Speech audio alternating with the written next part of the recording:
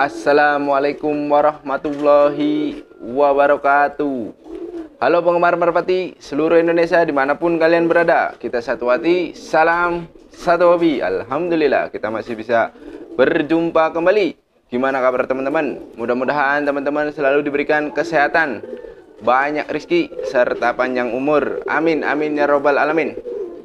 Oke teman-teman, di video kali ini permintaan dari salah satu subscriber ALDP. Ini menanyakan, Bang, gimana cara melatih merpati yang telat latih? Nah, biasanya merpati seperti ini ada beberapa kriteria yang mempengaruhi merpati tersebut telat latih. Nah, gimana untuk mengatasi merpati yang telat latih ini? Yang baru hadir, subscribe dulu dong biar kita bisa berteman. Yang sudah subscribe jangan lupa nyalakan loncengnya. Yuk langsung kita bahas saja gimana cara melatih merpati yang telat dilatih.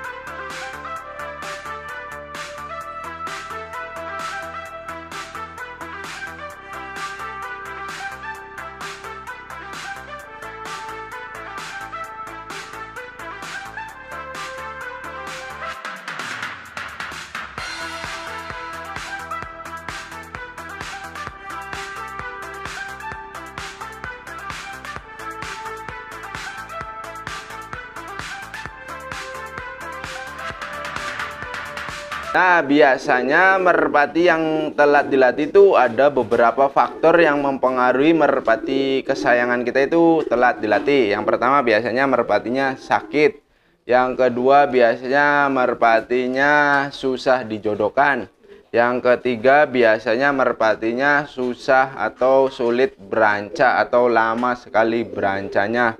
Sehingga merpati kalian ini mungkin seharusnya sudah dilatih, tetapi merpatinya belum juga dilatih sampai merpati tersebut ibaratnya dewasa. Kalau di merpati balap itu sampai rampasan baru bisa dijodohkan atau bisa dilatih. Teman-teman juga harus ketahui dulu, ada beberapa merpati memang sulit dijodohkan, sulit dilatih juga. Ada beberapa merpati yang seperti itu bawaan dari si merpatinya atau memang karakter dari si merpatinya. Namun banyak juga merpati yang sisa lar 7, sisa lar 6, sisa lar 5 itu sudah bisa dijodohkan, bahkan sudah bisa dilatih. Nah, yang perlu diingat teman-teman harus garis bawahi, tidak semua merpati yang demikian. Tidak juga kita melatih merpati itu berpatokan dari lar sayap. Setiap merpati tentunya pasti berbeda-beda.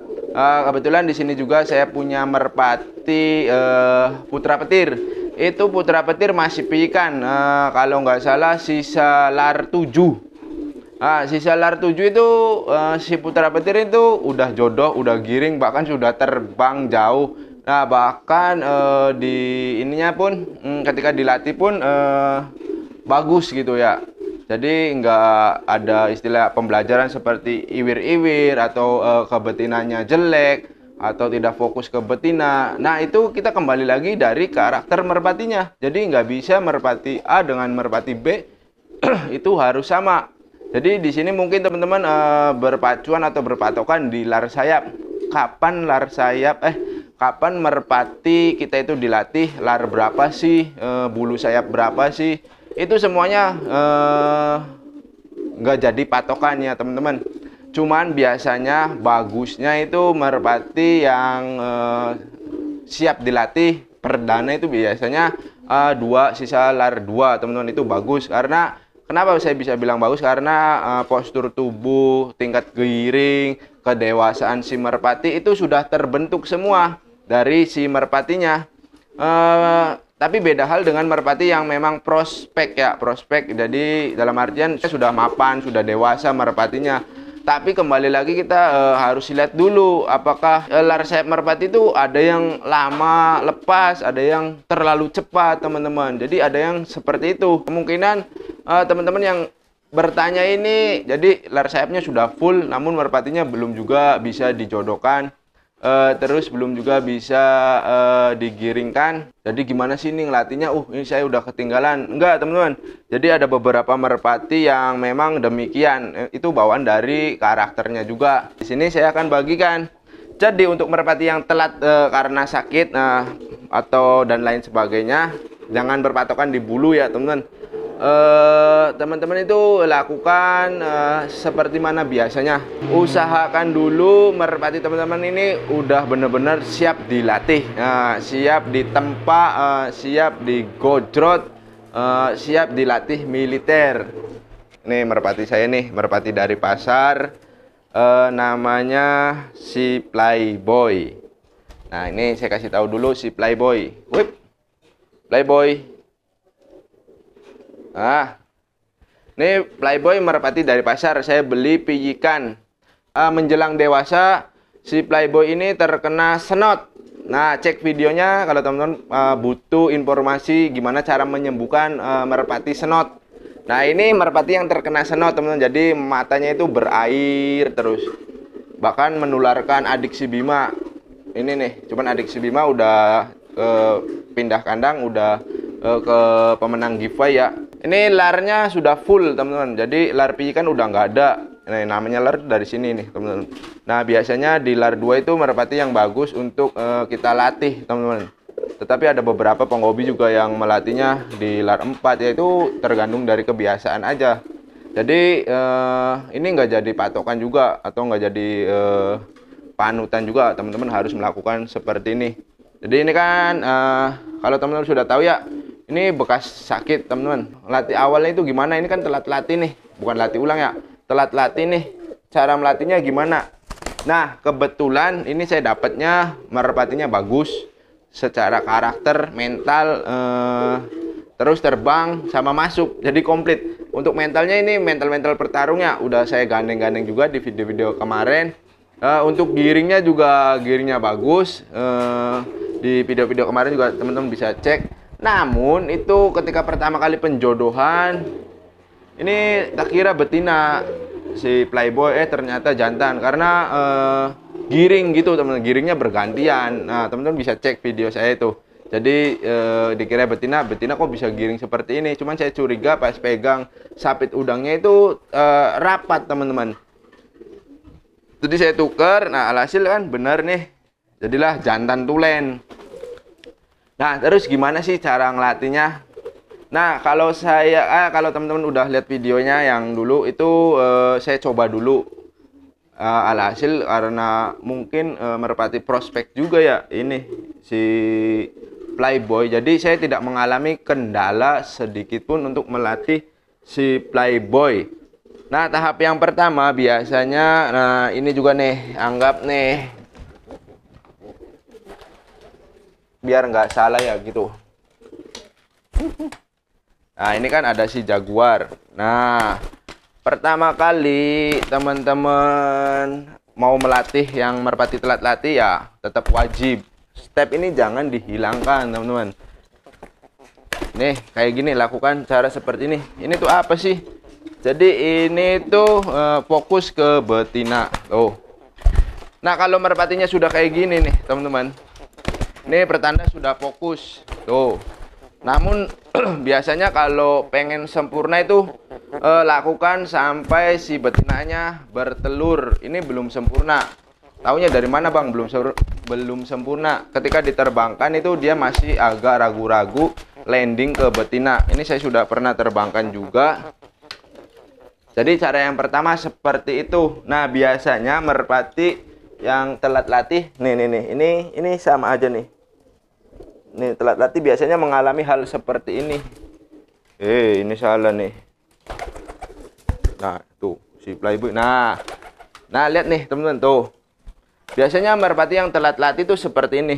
Ya ini juga sama telat latih karena emang bukan untuk dilatih. Tuh biasanya seperti lakukan terus hal seperti ini teman-teman tuh sampai bertelur. Jadi jangan terburu-buru kita terbangkan.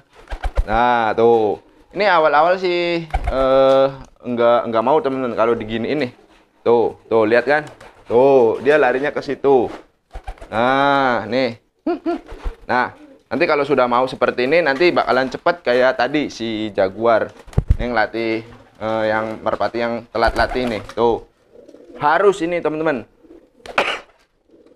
Nah, tuh, nanti kalau sudah fokus ke betina, ini kan belum terlalu fokus nih. Nah, nanti biasanya kalau apalagi merpati pijikannya, biasanya takut dengan tangan, terus juga takut dengan merpati yang lain.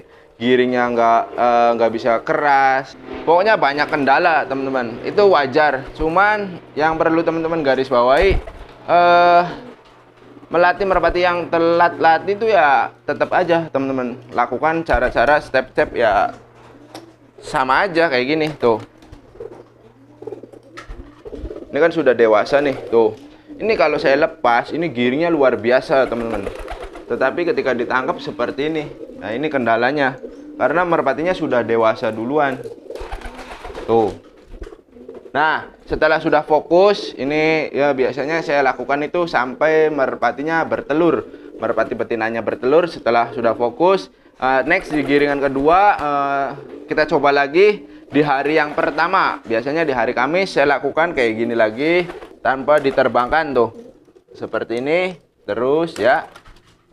Terus di hari Jumatnya itu bisa teman-teman coba terbangkan jarak 1-2 meter saja.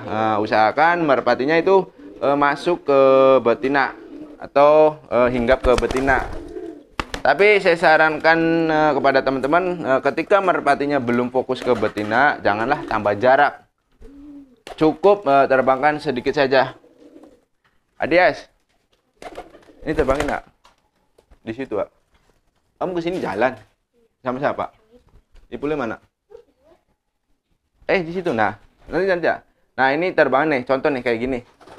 Nah, tuh kan dia belum mendekat nih. Nah, ngelatihnya. Nah, tangkep. Nah, terbangkan ini jarak 1 meter nih. Nah, walaupun giring sudah keras nggak apa-apa nih, teman-teman. Nah, terus nanti lakukan seperti ini lagi. Nah, ingat untuk pelatihan merpati yang telat latih itu biasanya kendalanya lebih banyak atau lebih besar juga ya teman-teman.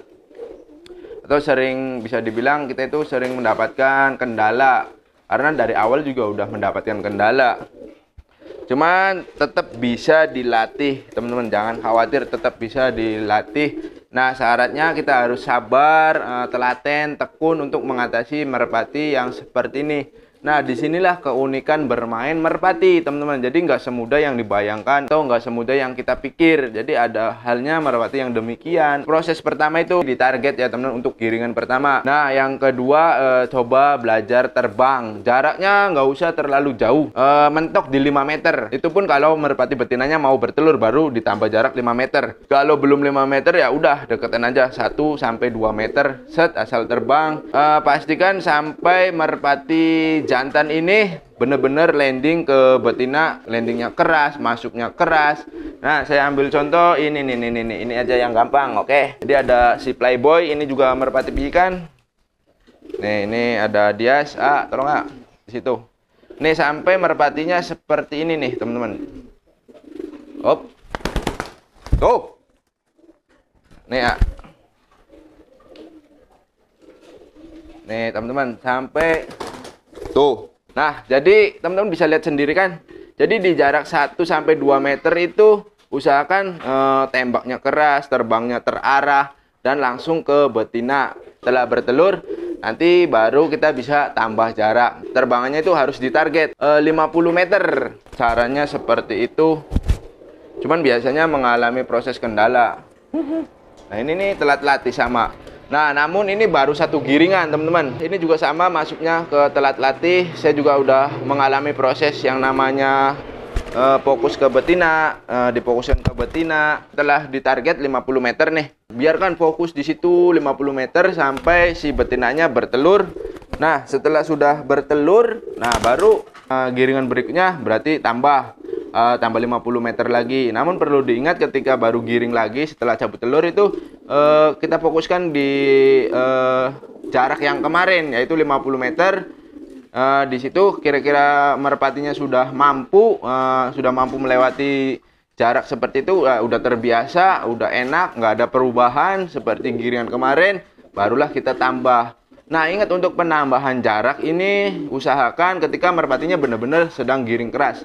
Nah, bagusnya itu ketika merpatinya si betinanya mau bertelur, hari demi hari itu ditambah. Berarti kan dalam fase siklus giring kan biasanya dari hari Kamis, Jumat, Sabtu sampai Minggu. Jadi ada 4 hari. Nah, di situ kita tambah 10 meter. Jadi hari pertama 50 meter terbangan pertama. Nah, istirahat season kedua itu bisa ditambah 60 meter target.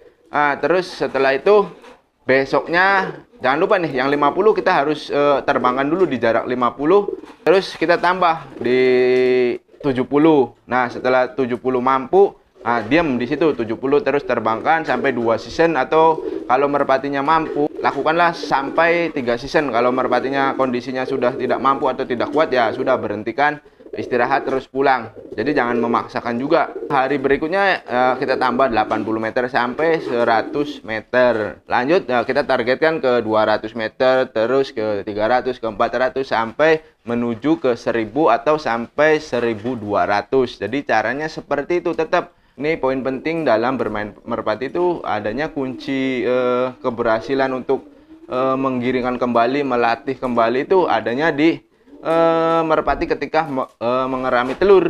Jika teman-teman belum tahu cara perawatan merpati ketika mengerami telur, teman-teman bisa cek video saya sebelumnya. Jadi seperti itu ya teman-teman. Tip dari saya itu biasanya kalau merpati yang telat latih seperti ini, usahakan teman-teman jangan sekali-kali melatihnya terlebih dahulu. Usahakan si merpati ini sudah mengerami telur. Nah, untuk target kalau merpatinya memang mumpuni atau mampu, ya teman-teman bisa loncat-loncat, nggak mesti berpatokan dengan yang tadi saya sebutkan.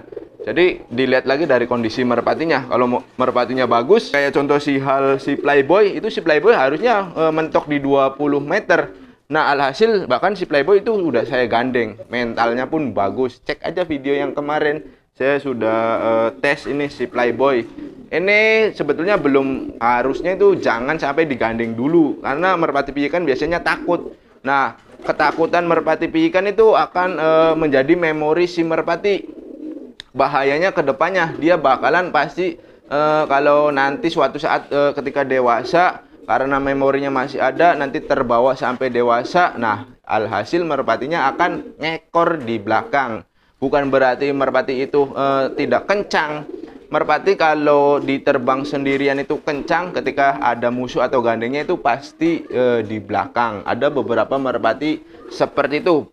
Padahal itu bukan dari karakter merpatinya, melainkan dari kesalahan kita dalam melatih merpatinya. Melatihnya itu secara individu atau di lapangan yang berbeda jauh dari penghobi lain, tidak dalam keramaian. Bisa jadi mental merpati yang masih piikan itu biasanya belum siap. Walaupun ada merpati yang memang masih piikan juga bermental juara, bermental jos. Ada beberapa merpati yang seperti itu, tetapi nggak semuanya. Jadi kita antisipasi saja. Ditakutkan atau dikhawatirkan merpati kita itu nantinya kedepannya akan ngekor. Nah, oke teman-teman, mungkin segitu saja tip dari saya untuk cara melatih merpati yang telat latih. Mudah-mudahan video ini bisa bermanfaat. Mohon maaf bila mana ada kata-kata yang kurang berkenan. Nantikan video terbaru dari saya. Akhir kata saya akhiri. Wabillahi taufiq wal hidayah. Wassalamualaikum warahmatullahi wabarakatuh.